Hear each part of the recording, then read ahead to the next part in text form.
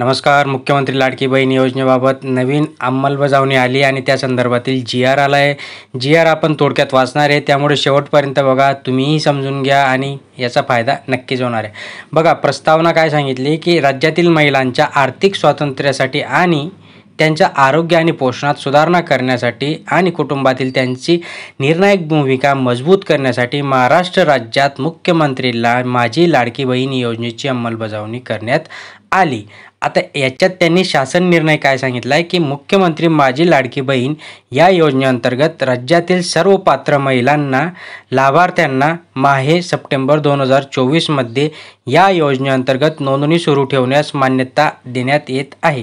तथापि या योजनेअंतर्गत नोंदणीबाबत कार्यवाही संदर्भात वेळोवेळी आवश्यक त्या सूचना देण्यात येतील. सदर महाराष्ट्र निर्णय शासनाच्या या संकेतस्थळावर उपलब्ध करून देण्यात आलेला आहे. आता यांचं म्हणणं आहे की ज्या काही महिलांचं नोंदणी बाकी आहे त्यांचं सप्टेंबरमध्ये देखील नोंदणी सुरू आहे. आता अप्रूव्डचं वेगळं, म्हणजे ज्यांनी जुलैमध्ये देखील भरला आहे फॉर्म, त्यांचं अप्रूव्ड राहिलं होतं तर त्यांचा जुलैचाच फॉर्म कन्सिडर होईल. बट ज्यांचा आता काहीच फॉर्म भरला नाही, अशा ज्यांनी काही सुरुवातच केली नाही, ते सप्टेंबरमध्ये देखील सुरुवात करू शकता आणि याच्यामध्ये अजून वेळोवेळी चेंजेस होतील याबाबतचं त्यांनी येथे स्पष्ट केलेलं आहे.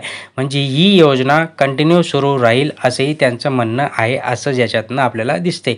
सो ही महत्त्वाचा जी-आर होता आणि अपडेट होता. अजून लाईक केलं नसेल आपल्या चॅनलला लाईक करा, सबस्क्राईब केलं नसेल सबस्क्राईब करा, म्हणजे महत्त्वपूर्ण अपडेट तुम्हाला नक्कीच मिळतील. धन्यवाद.